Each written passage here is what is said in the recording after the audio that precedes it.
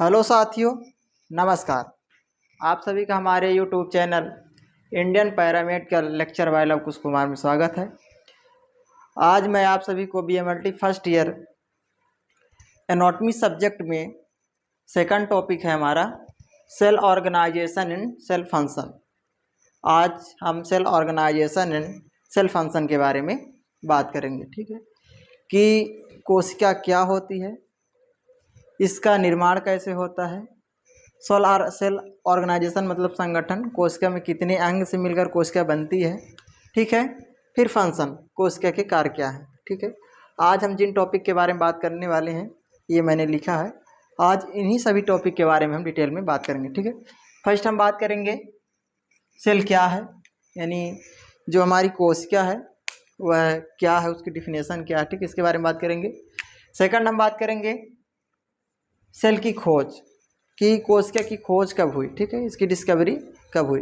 इसके बाद हम बात करेंगे कोशिका सिद्धांत, प्रिंसिपल ऑफ सेल सिद्धांत। ठीक है, फिर बात करेंगे हम कोशिका का प्रकार, जो हमारी कोशिका होती है कितने प्रकार की होती है। ठीक है, इसके बाद हम बात करेंगे कोशिकांग, यानी कि कोशिका के अंग, कोशिका में कितने प्रकार के अंग पाए जाते हैं ना।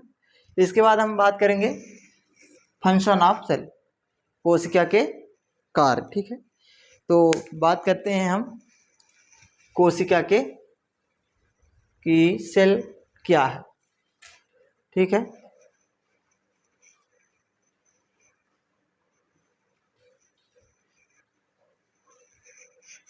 तो हम बात करते हैं कोशिका क्या है। ठीक है, जैसा कि आप सभी ने पहले भी पढ़ा होगा कोशिका के बारे में। तो जो कोशिका होती है, जो जीव होता है ना, जो मानव होता है, किसी भी प्रकार की जीव होते हैं जो जीवित है ना, उनमें कोशिका पाई जाती है। ठीक, जो कोशिका होती है वह जीव की सबसे छोटी संरचनात्मक तथा कार्यात्मक इकाई होती है। ठीक, कहने का मतलब कि जीव का निर्माण ही कोशिका से होता है ना। सबसे छोटी इकाई क्या होती है? कोशिका। कोशिकाओं से मिलकर ही जीव का निर्माण होता है, चाहे वो संरचनात्मक के रूप में हो या कार्यात्मक के रूप में, है ना। जितने भी शरीर के अंदर कार्य होते हैं सभी किसके माध्यम से होते हैं? कोशिका के माध्यम से होते हैं। चाहे शरीर का निर्माण हो, विकास हो, कार्य हो, ठीक है, सभी प्रकार के कार्य किसके होते हैं? कोशिका से होते हैं। तो जो कोशिका होती है वह जीव की संरचनात्मक तथा कार्यात्मक मूलभूत आधारभूत इकाई होती है। ठीक, जो हमारी कोशिका होती है वह कई सारे कोशिकांगों से मिलकर बनी होती है। ठीक है, कोशिका में कई प्रकार के विभिन्न प्रकार के अंग पाए जाते हैं तथा इनका अपना कार्य विशिष्ट होता है। ठीक है, जितने भी जीव होते हैं सभी जीव कोशिकाओं से मिलकर बने होते हैं। कोशिका जीव की संरचना तथा कार्य और आवश्यकता के आधार पर अलग अलग प्रकार की हो सकती है। ठीक है, यदि इसके हम डिफिनेशन के रूप में लिखना चाहें कि कोशिका क्या है, परिचय के रूप में, तो इसे हम किस तरह लिख सकते हैं कि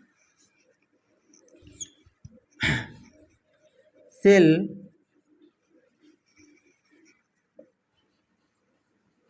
किसी भी जीव की सबसे छोटी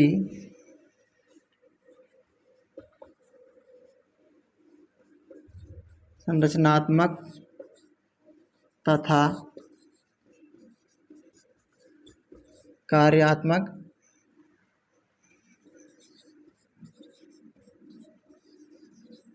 आधारभूत इकाई होती है। ठीक है, तो जो कोशिका होती है किसी भी जीव की सबसे छोटी, है ना, संरचनात्मक तथा कार्यात्मक आधारभूत इकाई होती है, कि कोशिका के बिना किसी भी जीव का निर्माण संभव नहीं। आधारभूत, है ना, सबसे जो जरूरी है क्या है? कोशिका। ठीक है, इसके बाद कोशिका सेल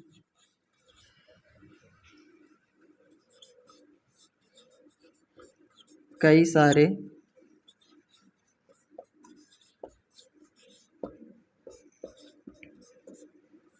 कोशिकांगों से मिलकर बनी होती है। ठीक है, जैसे जैसे कि क्या हो गया, कोशिका भित्ति केंद्रक राइबोसोम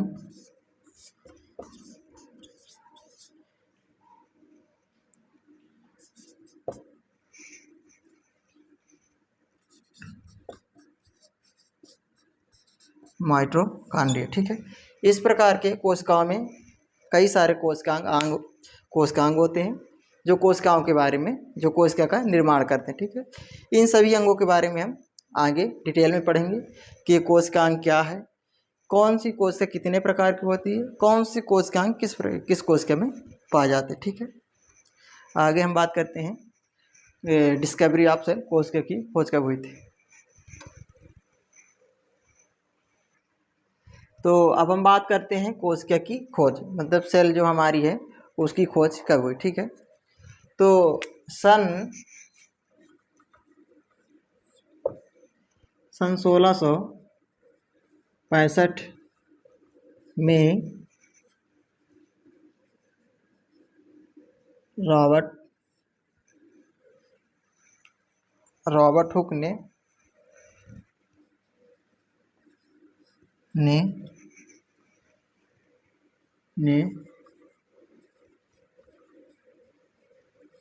सर्वप्रथम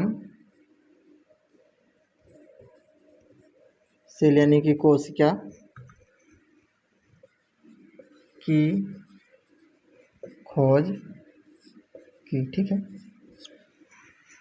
सन 1665 में रॉबर्ट हुक, साइंटिस्ट जो रॉबर्ट हुक थे, आपने इनके बारे में पढ़ा होगा।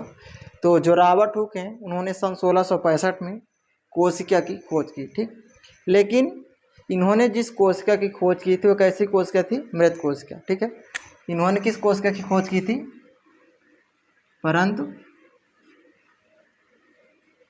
इन्होंने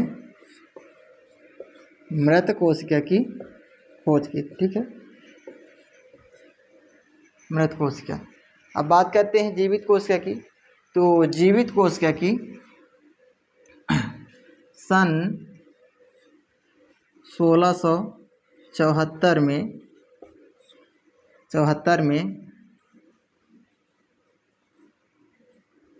एंटोनी वान ल्यूवेनहुक ने जीवित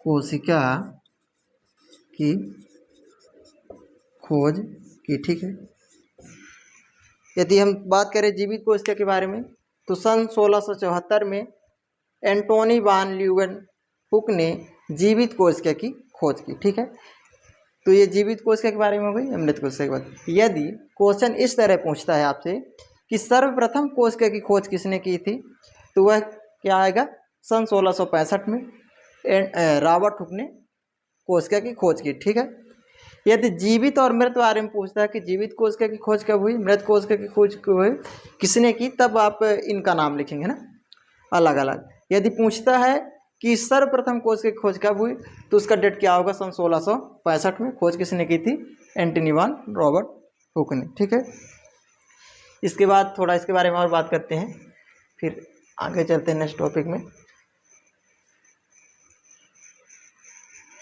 जो हमारे रॉबर्ट हुक हैं, तो रॉबर्ट हुक को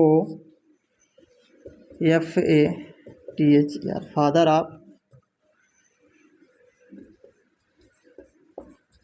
साइटोलॉजी कहा जाता है। ठीक है, जो हमारे रॉबर्ट हुक हैं उनको फादर ऑफ साइटोलॉजी कहा जाता है ना।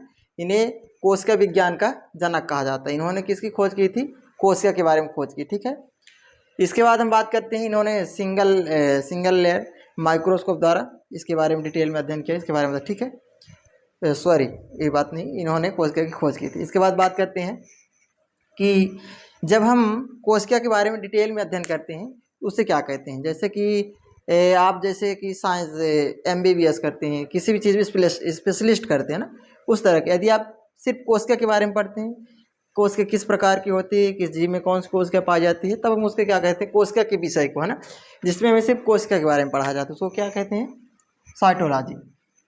जब हम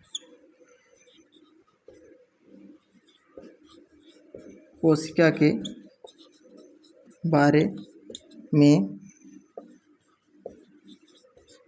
संपूर्ण अध्ययन करते हैं तब हम उस विषय को साइटोलॉजी कहते हैं, ठीक है। जब हम किसी भी कोशिका, किसी भी जीव की कोशिका के बारे में संपूर्ण डिटेल में अध्ययन करते हैं ना, जानकारी, तो उसे हम क्या कहते हैं, उस विषय को साइटोलॉजी कहते हैं, ठीक है। ये आपको क्वेश्चन में इस तरह पूछ सकता है कि कोशिकाओं के अध्ययन को क्या कहते हैं, ठीक है, तो उसका आंसर होगा साइटोलॉजी, ठीक। इसके बाद थोड़ा और कोशिका के बारे में बात करते हैं कि सबसे बड़ी कोशिका कौन सी है, सबसे छोटी कोशिका कौन सी है। इसके बाद आगे अपना टॉपिक स्टार्ट करते हैं। तो फर्स्ट हम बात करते हैं सबसे बड़ी सेल कौन सी है हमारी, शुतुरमुर्ग का अंडा।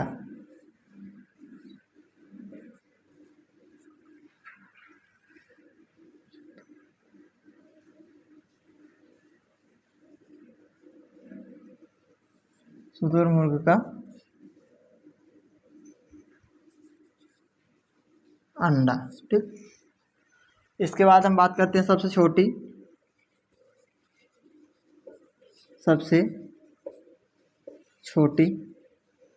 सेल, तो वो कौन सी होती है, साइटोप्लाज्म, ठीक है। सबसे छोटी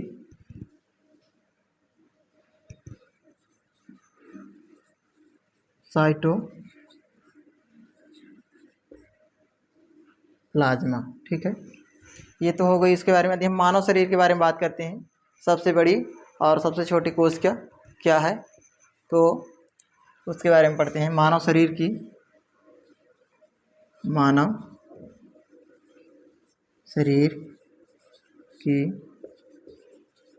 सबसे बड़ी सेल वह कौन सी है, जो स्त्रियों के अंदर ओवम बनता है, जिसको अंडाणु बोलते हैं, वह होती है, क्या होती है, अंडाणु, ठीक है। सबसे छोटी बात करते हैं, मानव शरीर की सबसे छोटी, है ना, सबसे छोटी सेल वह कौन सी होती है, जो पुरुष के अंदर स्पर्म बनता है, जिसको हम क्या कहते हैं, शुक्राणु। तो जो उसकी सेल होती है शुक्राणु, मानव शरीर की सबसे छोटी सेल होती है, ठीक है।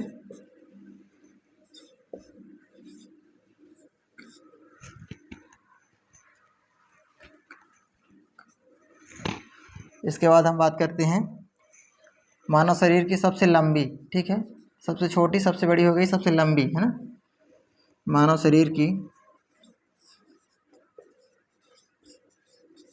सबसे लंबी सेल कौन सी है हमारी, तंत्रिका तंत्र। तो यदि हम आज देखें कि सबसे बड़ी सेल कौन सी होती है, सॉरी मिस्टेक हो गया,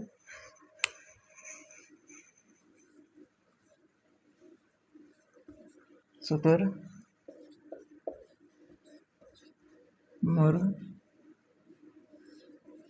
का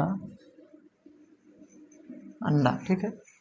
फिर हम बात करते हैं सबसे छोटी, तो सबसे छोटी क्या होती है, साइटोप्लाज्मा। फिर मानव शरीर की सबसे बड़ी सेल कौन सी होती है, अंडाणु, जो फीमेल में बनता है। इसके बाद सबसे छोटी सेल कौन सी होती है, शुक्राणु, जो मेल में बनता है। सबसे लंबी सेल के बारे में बात करें, मानव शरीर की सबसे लंबी सेल तो कौन सी है? तंत्रिका तंत्र। ठीक है, अब हमारा नेक्स्ट टॉपिक है प्रिंसिपल ऑफ सेल, कोशिका का सिद्धांत। तो अब हम बात करते हैं प्रिंसिपल ऑफ सेल, कोशिका सिद्धांत। ठीक है, जो हमारा प्रिंसिपल ऑफ सेल है, कोशिका सिद्धांत, इसे हम सेल थ्योरी के नाम से भी जानते हैं ना। तो इसे सन कब दिया गया था? सन 1839 में जर्मनी के दो साइंटिस्ट थे जिन्होंने कोशिका सिद्धांत का नाम दिया था। पहले सबसे प्रथम थे स्लाइडेन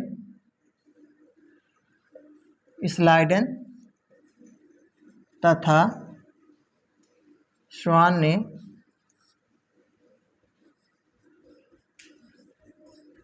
कोशिका सिद्धांत दिया। ठीक है, दिया। तो कोशिका सिद्धांत कब दिया गया था? 1839 में कोशिका सिद्धांत जर्मनी के दो साइंटिस्टों ने मिलकर दिया था, जिसका नाम क्या था? साइंटिस्टों का नाम स्लाइडेन तथा स्वान ने कोशिका सिद्धांत प्रस्तुत किया था। ठीक है, अभी हम बात करें कि इन्होंने सिद्धांत दिया था तो इन्होंने अपने सिद्धांत में क्या बताया, इन्होंने कोशिका के बारे में क्या बताया। ठीक है, तो इनके अनुसार कि जो कोशिका होती है ना, वह जीव की सबसे छोटी इकाई होती है ना। कोशिकाओं से मिलकर ही जीवों का निर्माण होता है। ठीक है, और कोशिका जीव की संरचनात्मक कार्यात्मक आधारभूत इकाई होती है। इन्होंने इस सिद्धांत के बारे में बताया, किंतु बाद में इस सिद्धांत में एक और सिद्धांत जोड़ा गया कि कोशिका आई कहाँ से। ठीक है, तो उस सिद्धांत को किसने दिया? तो रुडोल्फ विर्चो ने इस कोशिका में एक नया सिद्धांत जोड़ा कि कोशिका जो होती है वह पहले से मौजूद कोशिकाओं से ही आती है। ठीक, जैसे कि आपने सेल साइकिल या सेल डिवीजन के बारे में पढ़ा होगा, जिसमें हम किसके बारे में पढ़ते हैं? कोशिका विभाजन। तो जो कोशिका विभाजन होता है, जो पहले से कोशिका मौजूद होती है उसका विभाजन होता है, तब जाके एक और नई कोशिका का निर्माण होता है ना। तो इनका भी कहना सही है कि जो कोशिका होती है पुराने सेल से ही आती है। ठीक है, इनके अनुसार क्या है कि कोशिका पुराने से पहले से मौजूद कोशिकाओं के द्वारा आती है। इन्होंने बताया कि सभी जीवों का निर्माण कोशिकाओं से होता है, कोशिका जीव की आधारभूत इकाई होती है। ठीक, इन्होंने बताया कि कोशिका पहले से मौजूद कोशिका से आती है। ठीक है, अब हम बात करते हैं कोशिका के प्रकार कि कोशिका कितने प्रकार की होती है। ठीक है,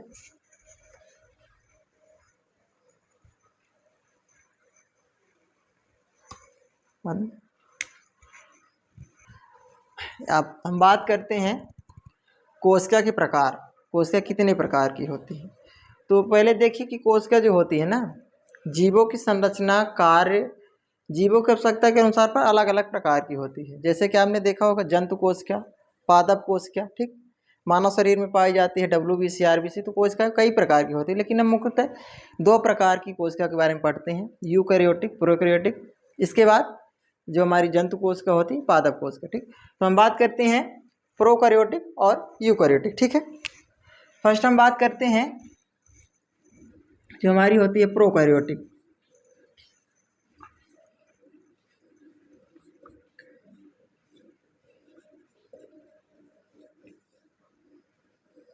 प्रोकैरियोटिक कोशिका।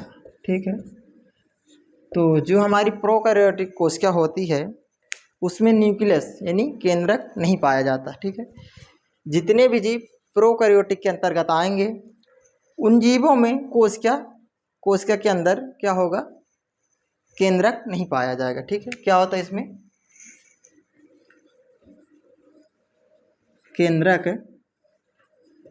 नहीं पाया जाता। ठीक है, नहीं पाया जाता। ठीक है, जैसे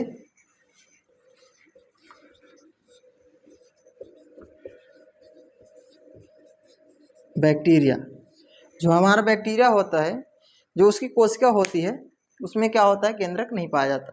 सेकंड हम बात करते हैं यूकैरियोटिक।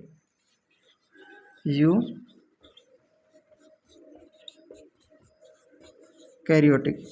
यदि हम बात करें यूकैरियोटिक की, तो जो यूकैरियोटिक कोशिका होती हैं इनमें केंद्रक पाया जाता है। ठीक है, इनमें क्या होता है, केंद्रक पाया जाता है। जितने भी जीव यूकैरियोटिक के अंतर्गत आएंगे उनकी जो जीव होते हैं, जो उनकी सेल होती है, उनमें केंद्रक पाया जाता है। ठीक है, जैसे हम बात करते हैं, जैसे जंतु और पौधों में, लेकिन इनमें सभी जंतुओं और सभी पौधों में भी नहीं पाई जाती। इनमें क्या होता है, कुछ ही ऐसे जंतु होते हैं जो यूकैरियोटिक में आते हैं, कुछ ऐसे होते हैं जो प्रोकैरियोटिक में आते हैं। तो जो यूकैरियोटिक के अंतर्गत आएंगे उनमें केंद्रक पाया जाएगा, जैसे कि कुछ जंतु हो जाते हैं, कुछ पादप हो जाते हैं। और मैंने पहले ही बताया कि जो हमारी कोशिका है, जीव की संरचना, कार्य, उसकी आवश्यकताओं के अनुसार पर अलग अलग प्रकार की हो सकती है। जैसे कि आप पढ़ते ही होंगे, जंतु कोशिका, पादप कोशिका और यूकैरियोटिक, प्रोकैरियोटिक। ठीक है, ये सारी चीज़ें होती हैं। इसके बाद हम बात करते हैं अपना कोशिका की संरचना, कि आखिर कोशिका किस प्रकार की होती है, स्ट्रक्चर ऑफ सेल। ठीक,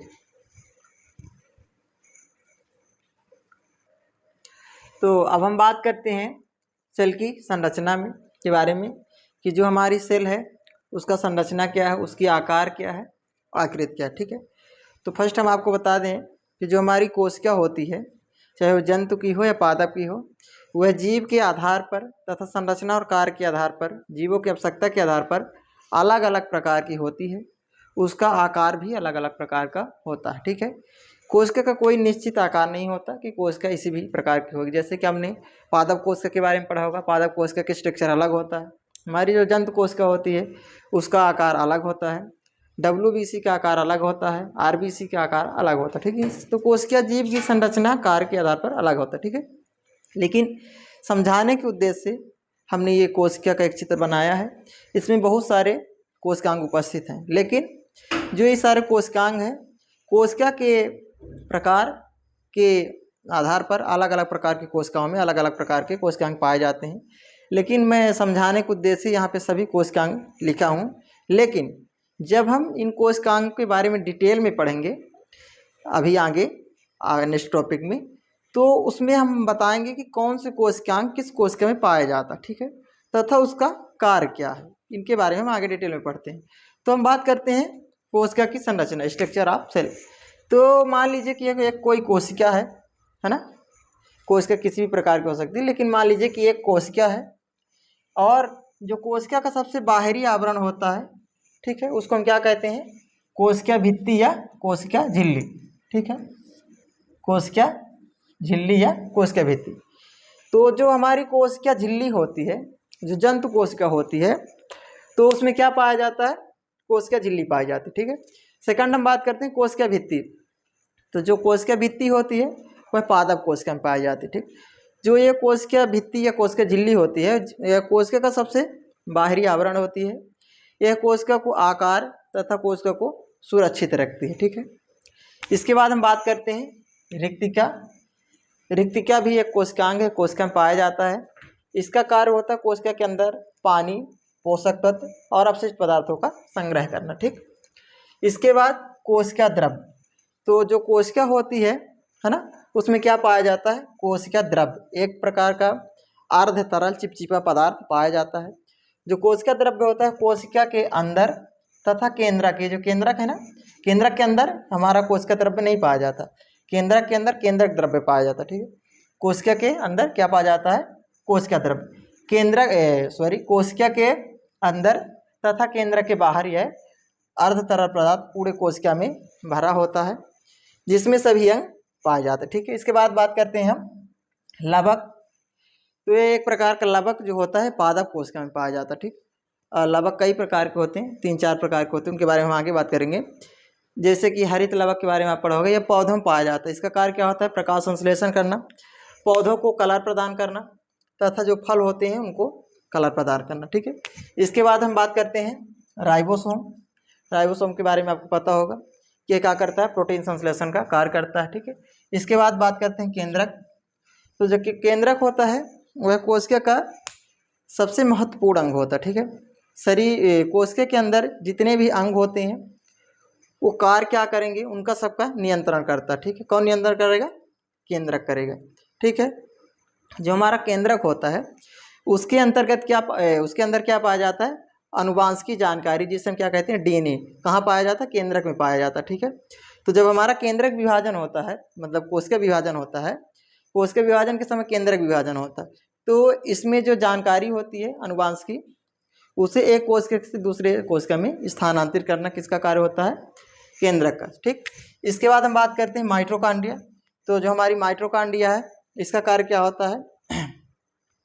इसका कार्य होता है ऊर्जा का निर्माण करना। यह कोशिका का पावर हाउस होता है। ठीक, इसके बाद हम बात करते हैं गैल्जी काया। यह भी कोशिका में ही पाई जाती है। ठीक है, इसके बाद हमारी आती है अंतःप्रदब्बी जालिका, यह भी एक कोशिका अंग है। इसके बाद बात करते हैं हम लाइसोसोम। लाइसोसोम के बारे में आपने पढ़ा होगा, इसे कोशिका का आत्महत्या थैली कहा जाता है, क्योंकि इसमें पाचक एंजाइम पाए जाते हैं। ठीक, पाचक रस पाया जाता है, और यह कोशिका का क्लीनर होती है। कोशिका के अंतर्गत जितने, कोशिका के अंदर जितने भी हानिकारक पदार्थ, बैक्टीरिया, वायरस होते हैं, उनको ये नष्ट करते हैं। ठीक है, एक होता है हमारा तर्कांज, जिसको हम क्या बोलते हैं? सेंट्रियोल बोलते हैं। यह भी एक प्रकार का कोशिका अंग है। इसका कार्य क्या होता है? जब हमारा कोशिका विभाजन होता है ना, कोशिका विभाजन में बहुत पूर्ण भूमिका निभाता है। ठीक है, आगे हम अब बात करेंगे इनके जो कोशिकांग है उनके बारे में, कि कौन सा कोशिकांग किस कोशिका में पाया जाता है। ठीक है, तो अब हम बात करते हैं कोशिकांग की। कोशिकांग में हम सबसे फर्स्ट बात करते हैं कोशिका झिल्ली की। ठीक है, यदि हम बात करते हैं कोशिका झिल्ली की, तो जो हमारी कोशिका झिल्ली होती है यह किस में पाई जाती है? जंतु कोशिका में, है ना। जितने भी जंतु कोशिका, जिनमें जंतु कोशिका पाई जाती है, जो भी जीव या जंतु होते हैं जिनमें कोशिका, उनमें क्या होता है? कोशिका झिल्ली पाई जाती है। ठीक है, यह कोशिका झिल्ली किस में पाई जाती है? जंतुओं में पाई जाती है। ठीक है, ठीक है, जंतुओं के कोशिका में पाई जाएगी। ठीक है, इसके बाद कोशिका झिल्ली बनी किसकी होती है? तो जो हमारी कोशिका झिल्ली होती है उसका निर्माण प्रोटीन और लिपिड से होता है। किससे? प्रोटीन और लिपिड से कोशिका झिल्ली का निर्माण होता है। ठीक है, इसका कार्य क्या होता है? यह कोशिका का सबसे बाहरी आवरण होता है, सुरक्षात्मक आवरण होता है। ठीक है, यह कोशिका को सुरक्षित, जितने भी कोशिकांग होते हैं उसको सुरक्षित रखती है, कोशिका को आकार प्रदान करती है। ठीक है, जो हमारी कोशिका भित्ति होती है वह कैसी होती है? पतली और लचीली होती है। ठीक है, तो कोशिका झिल्ली कहाँ पाई जाएगी? हमारी जंतुओं में पाई जाती है। ठीक है, इसके बाद कोशिका झिल्ली हमारी प्रोटीन और लिपिड की बनी होती है। ठीक है, इसके बाद हम बात करते हैं कि इसका कार्य, तो यह कोशिका जितने भी कोशिकांग है उनको सुरक्षित रखती है, कोशिका को आकार प्रदान करती है। ठीक है, और यह पतली और लचीली होती है। ठीक है, इसके बाद हम बात करते हैं कोशिका भित्ति। ठीक है, क्या होता है कोशिका भित्ति? यदि हम बात करते हैं कोशिका भित्ति के बारे में, तो जो हमारी कोशिका भित्ति होती है वह पादपों में पाई जाती है ना। जो पौधे होते हैं उनकी कोशिका में क्या पाई जाती है? कोशिका भित्ति पाई जाती है। ठीक है, ये किस में पाई जाती है? पादपों में, है ना, पादपों में पाई जाती है। इसका निर्माण किससे होता है? तो इसका निर्माण होता है काइटिन और पेप्टाइडोग्लाइकन से, है ना, पेप्टाइडोग्लाइकन से। ठीक है, जो हमारी ग्लाइकन, जो हमारी पादप कोशिका होती है, कोशिका भित्ति होती है, वह पादपों में पाई जाती है। यह काइटिन और पेप्टाइडोग्लाइकन की बनी होती है। इसका कार्य क्या होता है? इसका भी कार्य सेम होता है, यह भी सबसे सुरक्षात्मक आवरण होता है, कोशिका अंगों को यह भी सुरक्षित रखती है। ठीक है, और यह जो होती है कैसी होती है?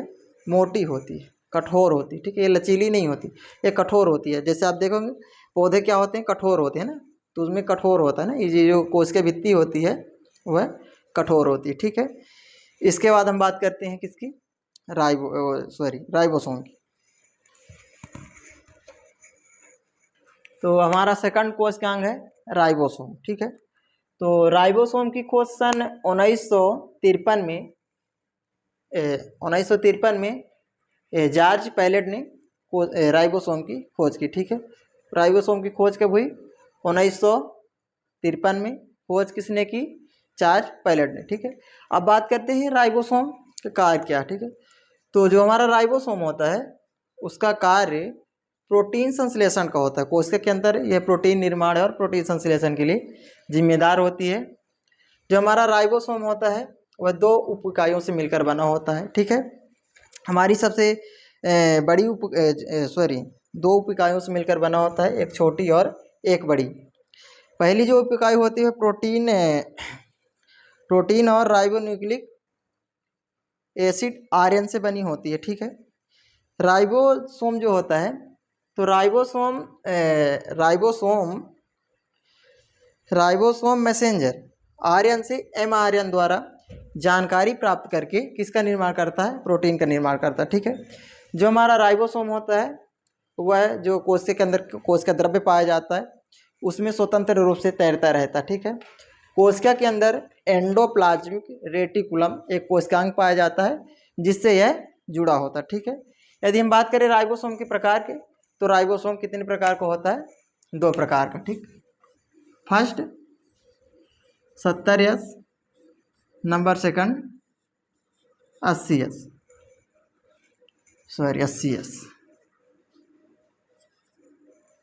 जो हमारा 70S राइबोसोम होता है वो किस में पाया जाता है? प्रोकैरियोटिक में।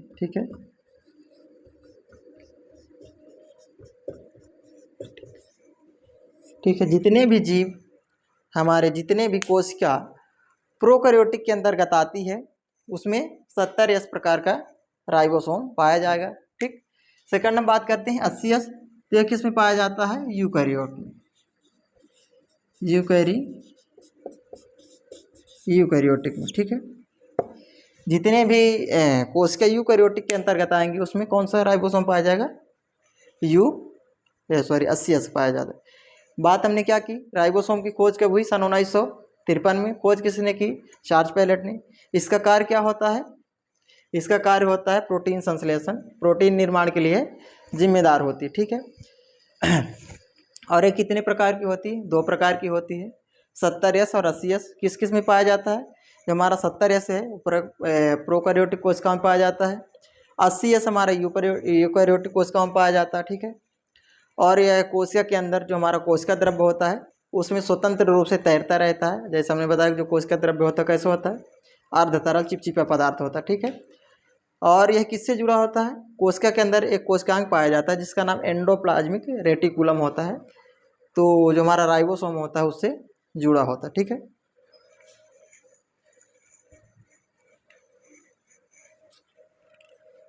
तो अब हम बात करते हैं माइटोकॉन्ड्रिया के बारे में। ठीक है, तो माइटोकॉन्ड्रिया खोज सन 1857 में अल्बर्ट वैन कोलिकर ने किसकी खोज की? माइटोकॉन्ड्रिया की खोज की। इसकी खोज कहाँ की थी?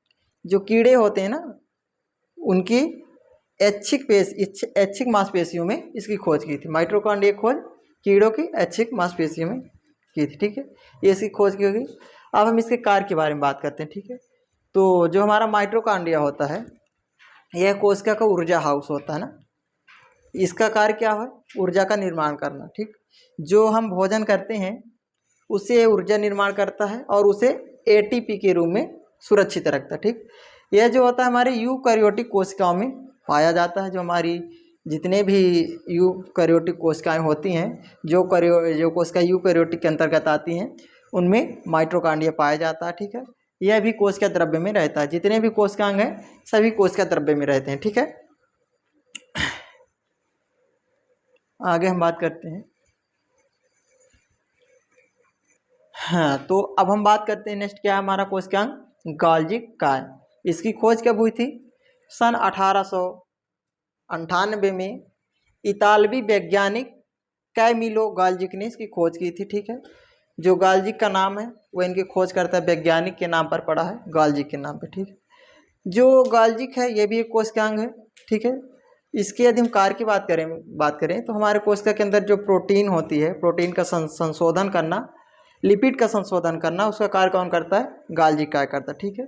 तथा उसको पैक करता है, ठीक। ये किसका कार्य हो गया? गाल्जी का। नेक्स्ट हम बात करते हैं।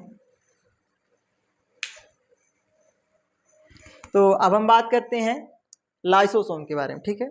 तो लाइसोसोम की खोज सन 1850 में, सॉरी 1950 में क्रिश्चियन डी डुबे तथा उनकी टीम ने कोशिका के एसिड फास्फेट जैसे हाइड्रोलाइटिक एंजाइम के वितरण का अध्ययन करते समय लाइसोसोम की खोज की, ठीक है। यदि लाइसोसोम के बारे में बात करें तो जैसे आपने पढ़ा होगा कि लाइसोसोम को क्या कहा जाता है? कोशिका की आत्महत्या की थैली, ठीक है। यह कोशिका के अंदर जितने भी प्रकार के हानिकारक बैक्टीरिया वायरस होते हैं उनको नष्ट करने का कार्य करती है। यह कोशिका को साफ सुथरा रखती है ना। इसका कार्य है कोशिका की साफ सुथरा रखना, कोशिका को साफ करना, ठीक है। क्यों? क्योंकि एक थैलीनुमा संरचना होती है। इसके अंदर एक पाचक एंजाइम पाया जाता है, ठीक। पाचक एंजाइम पाया जाता है जो कोशिका के अंदर जितने भी बैक्टीरिया और वायरस होते हैं हानिकारक जो होते हैं, जो कोशिका को नुकसान पहुंचा सकते हैं, ये उनको नष्ट करने का कार्य करते, ठीक। यदि किसी कारणवश लाइसोसोम फट जाता है, लाइसोसोम जो होता है फट जाता है, जो उसकी झिल्ली है फट जाती है, जिसके कारण जो कोशिका में पाचक एंजाइम होता है वह पूरे कोशिका में फैल जाता है। क्योंकि यह पाचक एंजाइम है तो कोशिका के अंदर जितने भी कोशिकांग होते हैं उनको भी नष्ट कर देता है, जिससे पूरी कोशिका ही नष्ट हो जाती है। इसी कारण लाइसोसोम को कोशिका की आत्महत्या का थैली कहा जाता है, ठीक है। तो हमने इसके बारे में क्या बात की कि जो लाइसोसोम है उसकी खोज 1950 में क्रिश्चियन डी डुबे ने तथा उनकी टीम ने इसकी खोज की। खोज कब की? इन्होंने कोशिका की एसिड फास्फेट जैसे हाइड्रोलाइटिक एंजाइम का वितरण का अध्ययन जब कर रहे थे उस समय इन्होंने लाइसोसोम की खोज की, ठीक है। इसका कार्य क्या होता है? कोशिका को साफ सुथरा रखना, ठीक है। और इसे कोशिका का आत्महत्या थैली क्यों कहा जाता है? अभी हमने बात की क्योंकि इसके अंतर्गत एक पाचक एंजाइम पाया जाता है।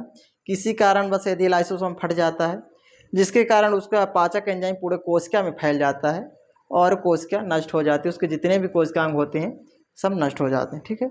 नेक्स्ट बात करते हैं सेंट्रियोल के बारे में। तो अब हम बात करते हैं तारकाय के बारे में, यानी कि सेंट्रियोल के बारे में।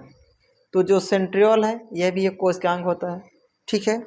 इसकी खोज सन 1880 में थियोडर बोबेरी और एडवर्ड वैन बेनेडेन ने की थी खोज। इसकी खोज कहाँ की थी? इसकी खोज एनिमल सेल में की गई थी, ठीक है। किसमें? एनिमल सेल नहीं, पशु कोशिका में, ठीक है।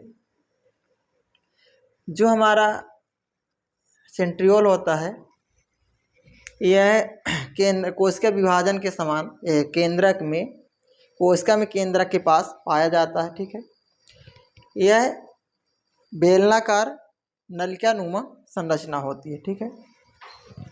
और जो हमारा सेंट्रियोल होता है वह जोड़े में पाया जाता है, ठीक है। जोड़े मतलब दो के पेयर में पाया जाता है, जिसे हम क्या कहते हैं? डिप्लोसोम कहते हैं, ठीक। यदि इसके कार्य के बारे में बात करें तो जब हमारा कोशिका विभाजन होता है, कोशिका विभाजन के समय गुणसूत्र का विभाजन होता है तो यह उसको अलग रखने का कार्य करती है, ठीक है। इसका मुख्य कार्य कोशिका विभाजन में सहयोग करना, गुणसूत्र को अलग रखने का कार्य होता है, ठीक है। जो हमारा सेंट्रियोल है उसकी खोज कब हुई? 1880 में हुई। खोज किसने की? थियोडर बोबेरी, एडवर्ड वैन बेनेडेन ने इसे पशु कोशिका में एनिमल सेल में खोजा था। कब खोजा? 1880 में, ठीक है। और जो हमारा सेंट्रियोल है वह केंद्रक के पास पाया जाता है।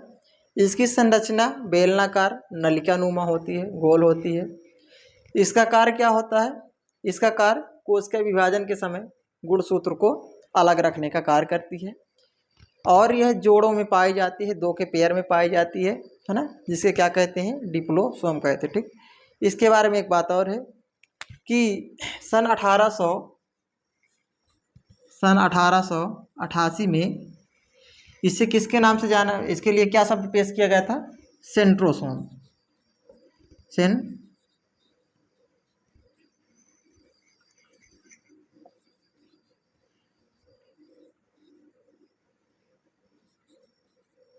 सेंट्रोसोम। ठीक, 1888 में इसके लिए सेंट्रोसोम शब्द पेश किया गया कि यह सेंट्रोसोम है। किंतु 1895 में 1895 में इसको किस नाम से जाने जाना लगा? सेंट्रियोल के नाम से। ठीक, जिसे क्या कहते हैं? तारकाय या सेंट्रियोल। ठीक, इसको 1895 में सेंट्रियोल के नाम से जाने जाना लगा। ठीक है, इससे पहले इसको किस नाम से जाना जाता था? सेंट्रोसोम को। ठीक है, यदि इसकी कभी खोज के बारे में पूछता है कि इसकी डिस्कवरी कब हुई, किसने की, तो आप कंफ्यूज ना हो, इसमें 2 नाम और 2 डेट दी जा सकती। ठीक, फर्स्ट तो आपको नाम दे दिया जाएगा थियोडर बोबेरी। सेकंड नाम दिया जा सकता है, या तो दोनों एक साथ दिए जा सकते हैं, कभी अलग अलग, जैसे कि एडुआर बेनेडेन। ठीक, और इसमें 2 डेट भी हो सकती हैं, जैसे कि एक 1880 और एक 1895। तो आप कंफ्यूज ना हो, आप इन दोनों डेट के बारे में अच्छे से पढ़ लेंगे। ठीक, आगे बात करते हैं।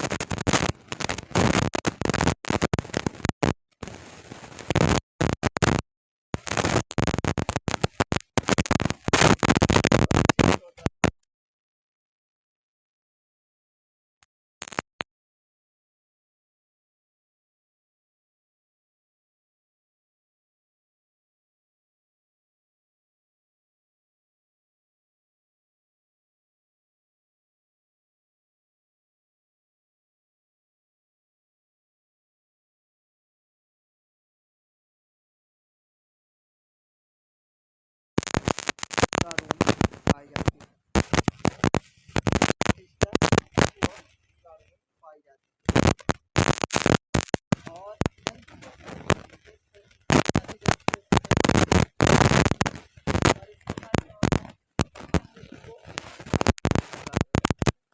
पादप कोशिका में थोड़ी बड़ी साइज में पाई जाती है, और इसका कार्य क्या होता है? के अंदर जल संतुलन बनाए रखना। ठीक, इसकी खोज सन 1676 में हुई। खोज किसने की? एंटनी वॉन लीeuwenhoek ने। और इसका क्या होता है? यह कोशिका का संग्रहालय होती है। ठीक है, कोशिका का क्या होती है? संग्रहालय। और ये पानी और पोषक तत्व अपशिष्ट को संग्रह करने का कार्य करती है। ठीक है, और ये पाई किसमें जाती है? अलग अलग प्रकार की कोशिकाओं में पाई जाती है, पादप में भी पाई जाती है। ठीक है, जो डिजिटल जगत के जो में भी पाई जाती है, कुछ जीव में पाई जाती है। ठीक है, साथ ही जो जंतु कोशिका होती है उसमें भी पाई जाती है, उसमें यह छोटी होती है। ठीक है, छोटी साइज की पाई जाती है। इसका कार्य क्या होता है? उसमें तो जंतु कोशिका के अंतर्गत जो अपशिष्ट होते हैं ना, उनको एकत्रित करने या अलग करने का कार्य होता है। ठीक है, इसके बाद हम बात करते हैं पादपों में। तो जो पादप में बैक्टीरिया पाई जाती है, थोड़ा उसकी साइज बड़ी होती है, और इसका कार्य क्या होता है? जल संतुलन को बनाए रखना। ठीक है, नेक्स्ट हम बात करते हैं। तो अब हमारा कोशिकांग है लवक, यानी कि प्लास्टिड। तो जो लवक होता है, इसकी खोज सन 1865 में हैकल नाम के साइंटिस्ट ने इसकी खोज की थी। ठीक है, जो लवक होता है वह पादप कोशिका में इसका मुख्यतः कार्य क्या होता है? प्रकाश संश्लेषण। ठीक है, जो हमारा लवक होता है वह 3 प्रकार का होता है। फर्स्ट हरित लवक है ना, फर्स्ट होता है हरित लवक। ठीक है। जो हमारा हरित लवक होता है यह किस रंग का होता है? हरे रंग का होता है। किस रंग का?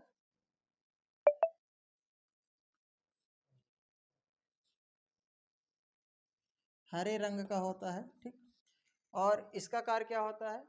प्रकाश संश्लेषण में सहयोग करना। ठीक है। जब पौधे में प्रकाश संश्लेषण होता है उसमें यह सहयोग करता है। ठीक है।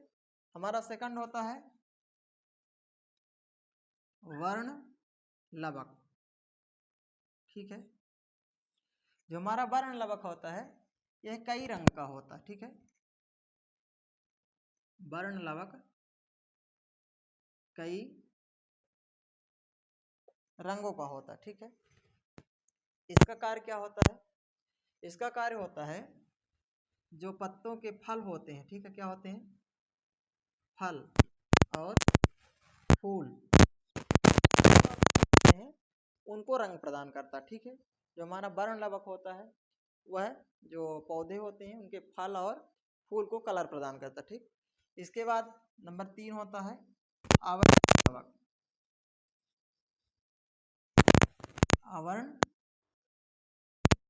आवरणीय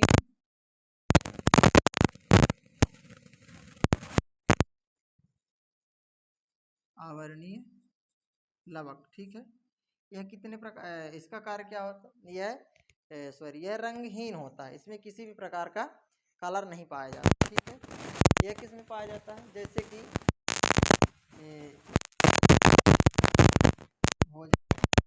तेल। ठीक है। जो हमारा भोजन हो गया, तेल हो गया और हमारी जो प्रोटीन हो गई। ठीक है। प्रोटीन इसमें पाया जाता है। अभी हमने किसके बारे में बात की? लवक यानी प्लास्टिड के बारे में। इसकी खोज क्या हुई? 1865 में हुई। खोज किसने की? हैकल ने खोज की। हैकल नाम के साइंटिस्ट ने खोज की। ठीक है। जो लवक है वो किस प्रकार की कोशिका में पाया जाता है? पादप कोशिका यानी कि पौधे में पाया जाता है। ठीक है। पादप लवक का मुख्यतः कार्य क्या होता है? प्रकाश संश्लेषण का निवारण। ठीक है। सहयोग करना। ठीक। इसके बाद हम बात करते हैं लवक प्रकार का होता है। तो जो हमारा लवक है वह 3 प्रकार का होता है। फर्स्ट हरित लवक। यह किस रंग का होता है? हरे रंग का होता है। इसका कार्य क्या है? पौधे की प्रकाश संश्लेषण में मदद करना। ठीक। इसके बाद हम बात करते हैं वर्ण लवक। वर्ण लवक हमारा कई प्रकार जानते हैं। पौधे कई प्रकार के पौधे होते हैं, उनके रंग अलग अलग होते हैं तथा उनको फल का भी रंग अलग अलग होता है। ठीक है। इसका कार्य भी वही है जो पौधे के फल होता है, फूल होता है, उनको कलर प्रदान करना। ठीक है। इसके बाद होता है हमारा आवरणीय लवक। इसको क्या कहते हैं? रंगहीन। इसमें किसी भी प्रकार का कलर नहीं पाया जाता, यह कलरलेस होता है। यह किसमें पाया जाता है? जो हमारा भोजन होता है, तेल होता है, प्रोटीन होती है, स्टार्च होता है, उसमें पाया जाता है। ठीक है। सेकंड अब हम बात करते हैं केंद्रक के बारे में। तो अब हम बात करते हैं केंद्रक के बारे में यानी न्यूक्लियस के बारे में। ठीक है। जो हमारा केंद्रक है वह कोशिकाओं में पाया जाता है। ठीक है। यह कोशिका का एक महत्वपूर्ण अंग होता है। कोशिका का सबसे महत्वपूर्ण सबसे अंग होता है। ठीक है। और इसकी खोज सन 1831 में हुई थी। खोज किसने की? रॉबर्ट ब्राउन ने। ठीक है। जो केंद्रक है वह कोशिका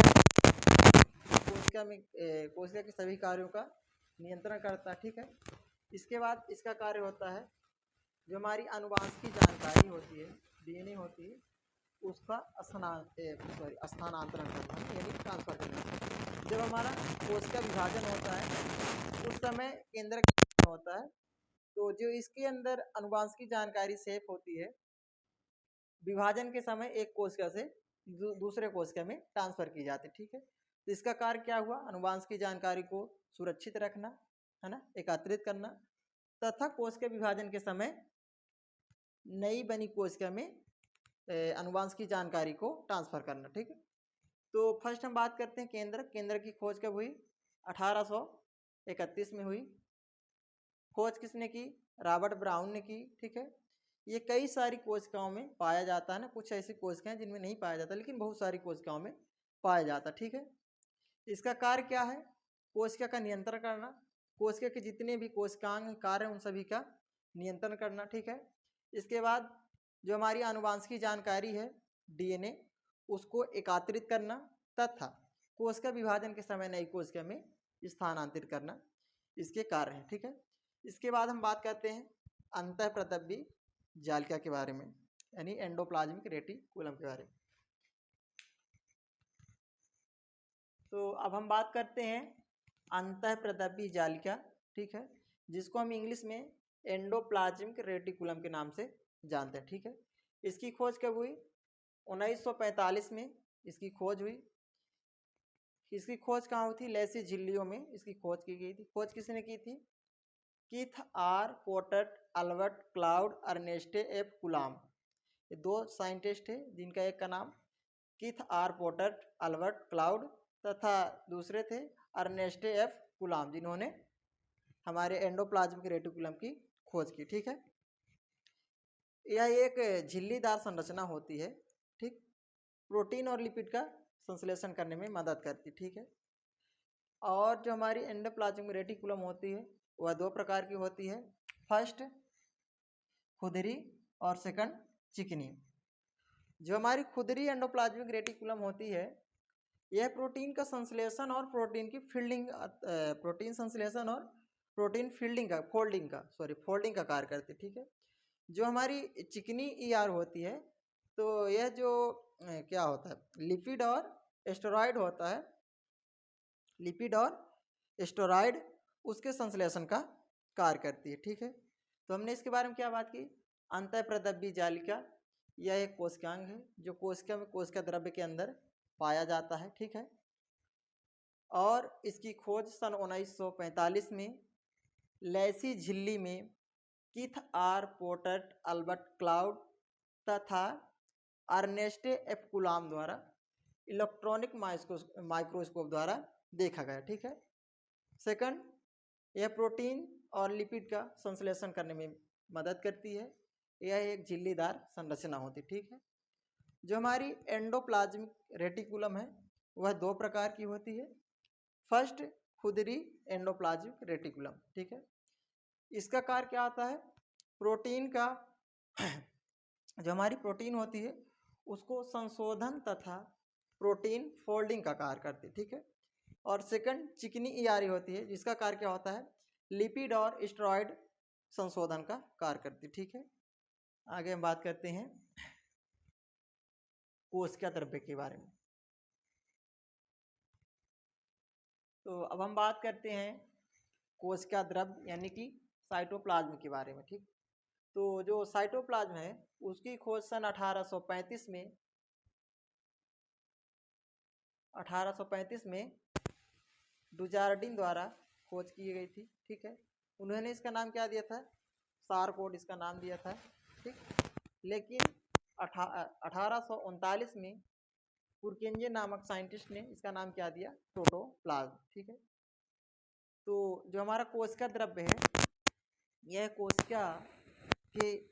कोशिका झिल्ली के अंदर तथा केंद्रक के बाहर पूरे कोशिका में भरा होता है, जिसे हम साइटोप्लाज्म के नाम से जानते हैं। ठीक है, यह पूरे कोशिका में पाया जाता है। ठीक है, इसमें क्या क्या पाया जाता है? जो हमारा साइटोप्लाज्म इसमें क्या क्या पाया जाता है?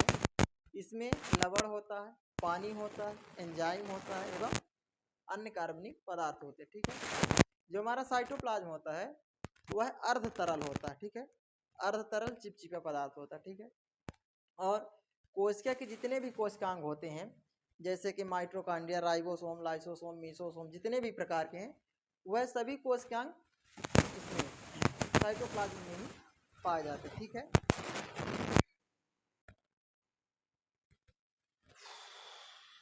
तो हमने कोशिका द्रव्य के बारे में क्या पढ़ा कि जो हमारा कोशिका द्रव्य यानी कि साइटोप्लाज्म है उसकी खोज कब हुई?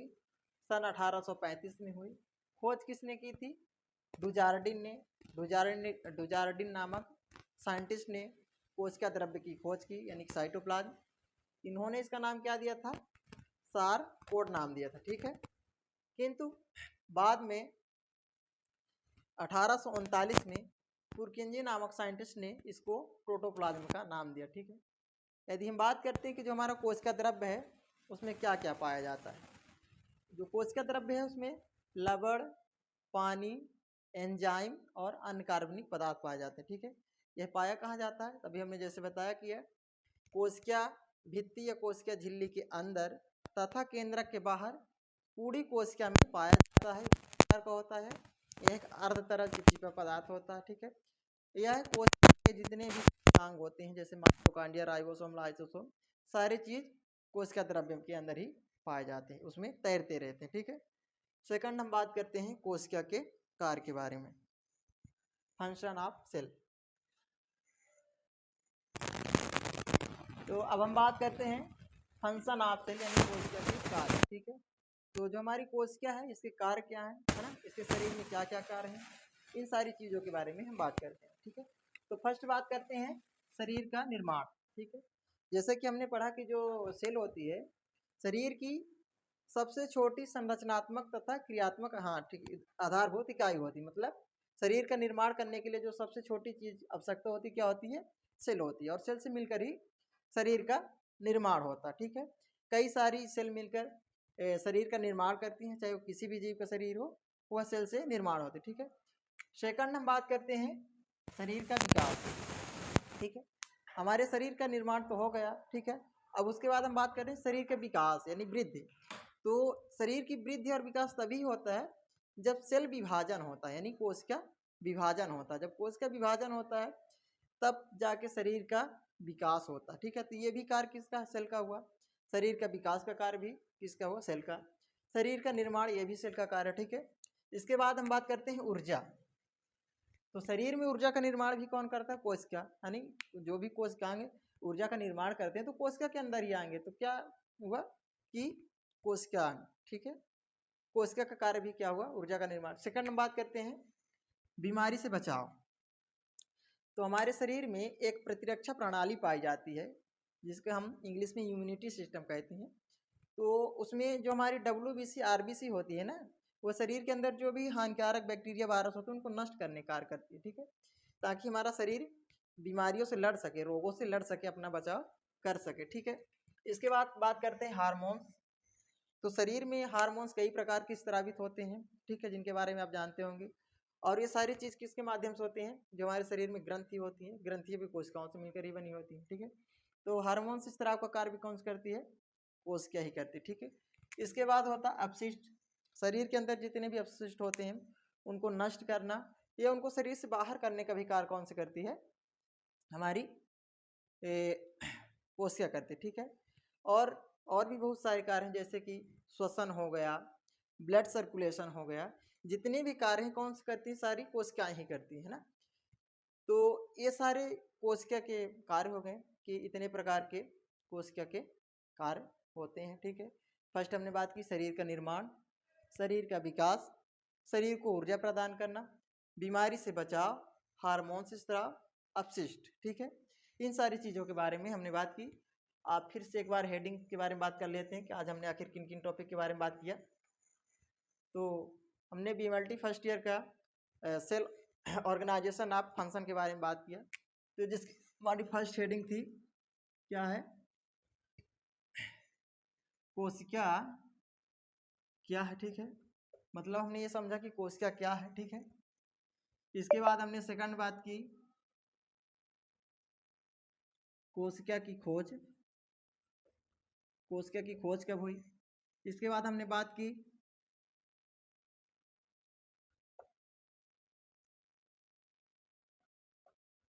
कोशिका के प्रकार के बारे में। ठीक है, इसके बाद हमने बात की सेल सिद्धांत के बारे में बात की।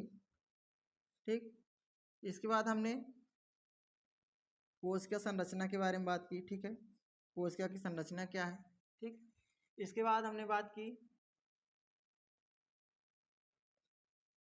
कोशिकांग के बारे में। ठीक, इसके बाद फिर हमने बात की कोशिका के कार्य के बारे में। ठीक, तो ये सारे टॉपिक थे जिनके बारे में हमने बात की। फर्स्ट हमने बात की सेल क्या है, जैसे कि हमने बताया सेल जीव की संरचनात्मक तथा कार्यात्मक आधारभूत इकाई है। कोशिका की खोज सर्वप्रथम सन 1665 में रॉबर्ट हुक द्वारा खोज की। सेल हमारी दो प्रकार की होती है, यूकैरियोटिक और प्रोकैरियोटिक, है ना। इसके आधार पर और भी कई प्रकार की होती है। फिर हमने बात की सेल सिद्धांत के बारे में, जिसको स्लाइडेन तथा स्वान ने प्रस्तुत किया था। इसके बाद हमने सेल संरचना, सेल स्ट्रक्चर के बारे में बात की, कोशिका की संरचना के बारे में बात की। इसके बाद हमने कोशिकांग के बारे में बात की, केंद्रक, राइबोसोम, माइटोकॉन्ड्रिया, राइबोसोम, न्यूक्लियस, इन सारी चीज़ों के बारे में हमने पढ़ा डिटेल से। इसके बाद हमने कोशिका की कार्य के बारे में पढ़ा कि कोशिका का कार्य क्या, ठीक है। तो ये सभी टॉपिक थे आज हमने जिनके बारे में बात की। तो यदि इन टॉपिकों में जो हमने आज पढ़ाया, यदि इसमें कुछ छूट गया हो या फिर कुछ गलत हो गया हो, अपनी तरफ से पूरा प्रयास किया जाता है कि जो भी चीज़ें पढ़ाई जाएं सही पढ़ाई जाएं, भले ही चीज़ें कम पढ़ाई जाएं लेकिन सही पढ़ाई जाएं। जो जानकारी आप तक पहुँचे वो सही पहुँचे, लेकिन फिर भी मान लीजिए कहीं पे कुछ गलत हुआ हो, कुछ गलत पढ़ाया गया हो, तो आप वीडियो में बेझिझक कमेंट करें ताकि हमें भी अपनी गलती को सुधारने का मौका मिले। और वीडियो को लाइक करें, शेयर करें, चैनल को सब्सक्राइब करें। और आपको ये सारी चीज़ें मैंने अभी बोर्ड पे समझा दी है। वीडियो के लास्ट में आपको बढ़िया साफ़ सुथरी नोट्स मिल जाएगी, जहाँ से आप देखकर अपने नोट्स बना सकते हैं और अच्छे से पढ़ सकते हैं, ठीक है। Thank you.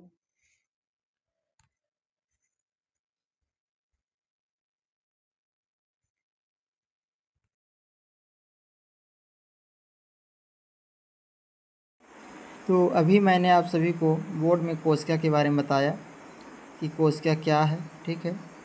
इसके बाद समझाने के उद्देश्य मैंने बोर्ड में बताया। यहाँ पर नोट्स में आपको साफ़ सुथरी लिखी है, जहाँ से आप देखकर अच्छे से पढ़ सकते हैं, नोट्स बना सकते हैं, ठीक है। फर्स्ट हमने बात की कोशिका क्या होती है। इसके बाद हमने बात की डिस्कवरी ऑफ सेल, कोशिका की खोज कब हुई। इसके बाद हम बात करते हैं प्रिंसिपल ऑफ सेल, कोशिका सिद्धांत के बारे में, ठीक है।